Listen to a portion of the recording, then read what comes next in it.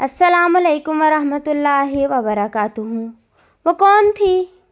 راستے پر آہستہ سے چلتے ہوئے جیسے ہی مزار کا گنبد نظر آنے لگا، میرے قدموں میں تیزی آ گئی۔ مزار جس کا میں ذکر کر رہا ہوں بہت بڑے رقبے پر پھیلا ہوا تھا، جس میں اس کی مرکزی عمارت، جس میں کسی بزرگ کی قبر شریف تھی تو مختصر، مگر اس کا احاطہ بہت بڑا تھا جو سرخ اینٹوں سے بنا ہوا تھا۔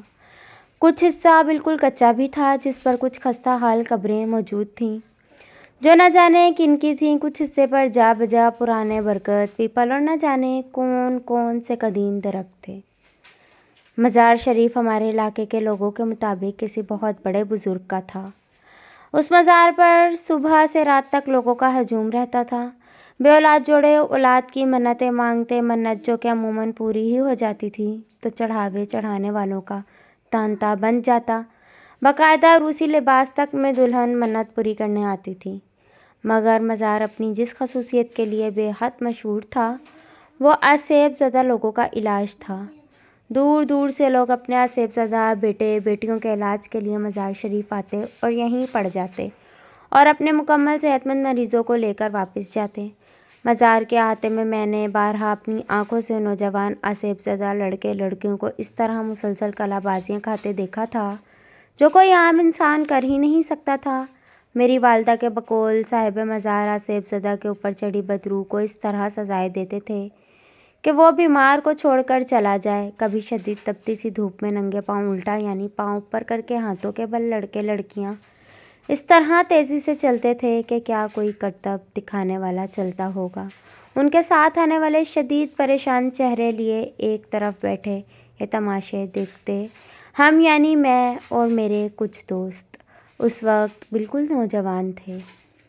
ہمارے لیے ان مناظر میں بے حد کشش ہوتی تھی۔ اکثر اوقات کوئی نوجوان آسیب زدہ لڑکا یا لڑکی مسلسل تکرار کرتا سنائی دیتا، نہیں جاؤں گا، نہیں جاؤں گا۔ میرے والد صاحب ان باتوں کے بے حد خلاف تھے۔ وہ مزاروں پر جانے، منتیں مانگنے، چڑھاوے چڑھانے کے سخت مخالف تھے۔ وہ آسیب کو بھی نہیں مانتے تھے۔ وہ سب ذہنی بیماریوں کی اقسام ہیں۔ وہ یہ بھی پسند نہیں کرتے تھے کہ میں یا میری امی کبھی مزار پر جائیں، مگر مزار میرے کالج کے عین راستے میں پڑتا تھا۔ کالج آتے جاتے اس کے احاطے پر معطر پڑنا لازمی بات تھی، اور احاطے میں آسیب زدہ نوجوانوں کی ایسی حرکات جو کوئی بڑا کرت باز بھی مشکل کر پائے، ان میں میری دلچسپی ظاہری بات تھی۔ ایسے ہی ایک دن جب میں کالج سے واپس آ رہا تھا تو اس پر میری نظر پڑی۔ وہ مزار کے باہر احاطے سے ہٹ کر جہاں اینٹوں کا فرش ختم ہو کر کچی زمین شروع ہوتی تھی بیٹھی ہوئی تھی، گو کہ اس کے سر پر دوپٹہ اوڑھ کر اپنے ارد گرد اچھی طرح لپیٹا ہوا تھا، مگر پھر بھی خود اندازہ لگایا جا سکتا تھا کہ وہ بالکل جوان لڑکی ہے۔ اس نے اپنی ہتھیلیاں جوڑی ہوئی تھیں، چہرے کا زیادہ حصہ دوپٹے میں چھپا ہوا تھا، مگر جتنا حصہ نظر آ رہا تھا وہ بے حد گورا اور خوبصورت تھا۔ گھر آ کر مزار شریف اور اس پر بیٹھی وہ لڑکی بالکل ذہن سے نکل گئی، مگر دوسرے دن صبح جب میں کالج جا رہا تھا تو اچانک میری نظر اس پر دوبارہ پڑی۔ وہ اسی طرح مزار کے احاطے میں زمین پر بیٹھی تھی۔ اس مرتبہ اس کا چہرہ پورا کھلا تھا اور میرا خدایا اس قدر خوبصورت چہرہ میں نے کبھی نہیں دیکھا تھا۔ میرے قدم جیسے زمین نے پکڑ لیے۔ میں کافی دیر وہیں کھڑا رہا، مگر اس نے نظر اٹھا کر میری طرف نہیں دیکھا۔ کالج سے واپسی پر مزار کے قریب آتے ہوئے میری دھڑکن تیز ہونے لگی۔ کاش وہ نظر آ جائے۔ میں نے دل سے دعا کی، مگر اس وقت میری دعا قبول نہیں ہوئی۔ احاطہ تقریباً خالی تھا، اکا دکا موالی ٹائپ لوگ اینٹوں کے فرش پر دراز تھے، مگر وہ لڑکی کہیں نہیں تھی۔ مجھے مایوسی ہوئی۔ کچھ دیر میری نظریں اس کو تلاش کرتی رہیں، پھر میں گھر آیا۔ دوسرے دن کالج کی چھٹی تھی۔ تیسرے دن جب میں کالج جا رہا تھا تو مزار کے قریب پہنچ کر میں نے اندر جھانکا۔ احاطہ بالکل خالی تھا۔ میرا دل بیٹھ گیا۔ تو کیا وہ لڑکی اپنے کسی مریض کے ساتھ آئی تھی اور اب واپس چلی گئی؟ میں نے سوچا۔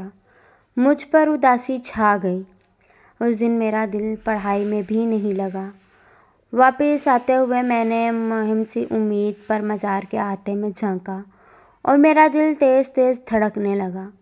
وہ سامنے کھڑی ہوئی تھی۔ دوپٹہ اس کے سر سے ڈھلکا ہوا تھا۔ اس کے بال چٹیا سے نکل کر اس کے حسین چہرے پر بکھرے ہوئے تھے۔ وہ اتنی خوبصورت تھی کہ میں یہ تک بھول گیا کہ میں کہاں کھڑا ہوں۔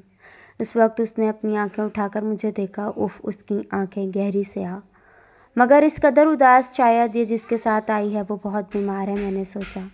جیسا کہ میں نے شروع میں کہا، لوگ دور دور سے اپنے مریضوں کو لے کر اس مزار پر آتے تھے اور جن کے لیے روز آنا جانا ممکن نہیں ہوتا تھا وہ یہیں رہ جاتے تھے۔ مزار کے وقف میدان میں بے شمار چرپائیاں موجود تھیں جن پر عموماً اس طرح کے لوگ راتوں کو جیسا تیسا گزارا کرتے تھے اور دن بھر مزار پر گزارتے۔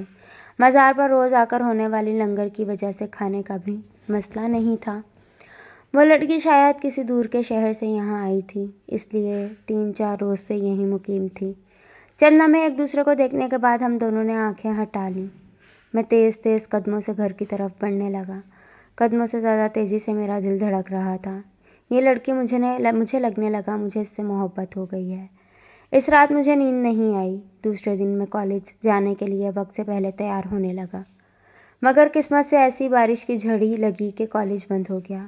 میں تو شدید بارش میں بھی گھر سے نکل رہا تھا، مگر میرے کم وقت دوست نے فون کر کے کالج بند ہونے کی اطلاع کر دی اور فور اٹینڈ بھی والد صاحب نے کیا، تو اس وقت تو گھر سے نکلنے کا سوال ہی پیدا نہیں ہوا۔ بارش تھی کہ بند ہونے کا نام نہیں لے رہی تھی اور میرا برا حال تھا۔ کہیں ایسا نہ ہو وہ لڑکی اپنے گھر واپس چلی جائے، میں کبھی اس کو دوبارہ نہ دیکھ سکوں، اس سے بات بھی نہ کر سکوں۔ میرا دل ڈوبنے لگا۔ نہیں، کچھ بھی نہیں ہو، مجھے اس سے بات کرنی ہے، اس کا پتہ ہو سکے تو فون نمبر لینا ہے۔ میں نے پکا ارادہ کیا۔ شام تک میرا صبر جواب دے گیا اور میں دبے پاؤں گھر سے نکل آیا۔ صبح سے تیز بارش اب بوندا باندی میں تبدیل ہو گئی تھی، مگر تیز سردی اور ٹھنڈی ہواؤں کی وجہ سے سڑکیں سنسان پڑی تھیں۔ میں نے تیز قدموں سے راستہ عبور کیا۔ مزار تقریباً اندھیرے میں ڈوبا ہوا تھا۔ لائٹ گئی ہونے کی وجہ سے گنتی کے چند چراغ جل رہے تھے، ورنہ تو اس قدر چراغاں ہوتا تھا کہ رات بھی دن محسوس ہوتی تھی۔ میں نے اندر نظر ڈالی۔ کچی زمین بارش کے پانی کی وجہ سے کیچڑ بنی ہوئی تھی۔ سرخ اینٹوں کا فرش دور تک خالی پڑا ہوا تھا۔ میرا دل بیٹھنے لگا۔ ایک امید کے طور پر میں مزار کے عقب کی طرف گیا، جہاں بڑے سے میدان میں دور سے آنے والے لوگوں کے لیے چارپائیاں پڑی ہوتی تھیں۔ میدان بالکل خالی تھا۔ چارپائیاں دیوار سے لگا کر کھڑی کر دی گئی تھی، حتیٰ کہ آج تو کوئی مجاور بھی نظر نہیں آ رہا تھا۔ میرا دل رونے کو چاہنے لگا تو گویا وہ چلی گئی۔ وہ واپس چلی گئی۔ نہ میں اس سے مل سکا، نہ بات کر سکا۔ رنج سے میرا برا حال تھا۔ مرے ہوئے قدموں سے میں مزار سے نکلنے لگا۔ میری نظر مزار شریف کی عمارت پر پڑی، مرکزی عمارت جس میں قبر شریف موجود تھی۔ میرے دل میں خواہش جاگی، چلو آج فاتحہ ہی پڑھ لوں۔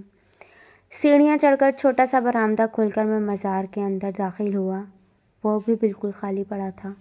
میں نے فاتحہ کے لیے ہاتھ اٹھا دیے اور میرے منہ سے اتنی خوفناک چیخ نکلی کہ لگا خود میرا دل پھٹ جائے گا۔ فاتحہ پڑھ کر چہرے پر ہاتھ پھیر کر جب میری نظر اچانک اوپر پڑی، مزار کے بیچوں بیچ قبر کے عین اوپر چھت کے ساتھ، جی ہاں چھت کے ساتھ، وہ لڑکی الٹی لٹکی ہوئی تھی۔ اس کے کھلے بال جیسے زمین تک آ رہے تھے۔ اس کی آنکھیں، جی ہاں وہی آنکھیں جو مجھ سے اس دن ٹکرائی تھیں تو میں اس کی محبت میں گرفتار ہو گیا تھا، آج جیسے خون بہا رہی تھی۔ آج اس کا حسین چہرہ باقاعدہ کسی بدروح کا چہرہ تھا۔ اس کے ہاتھ آپس میں جڑے تھے جیسے معافی مانگ رہی ہو۔ میں پاگلوں کی طرح چیختا باہر بھاگا، نہ جانے کیسے گھر پہنچا اور بے ہوش ہو گیا۔ گھر والے بتاتے ہیں کہ مجھے تیز بخار چڑھ گیا تھا اور میں بہکی بہکی باتیں کرتا تھا۔ نہ جانے کتنے دنوں میں جا کر میں ٹھیک ہو سکا اور میں نے دوبارہ کالج جانا شروع کیا۔ ہاں، مگر ایک بات ہے، راستے سے گزرتے ہوئے میں نے دوبارہ کبھی مزار کی طرف نگاہ نہیں اٹھائی۔ اللہ حافظ۔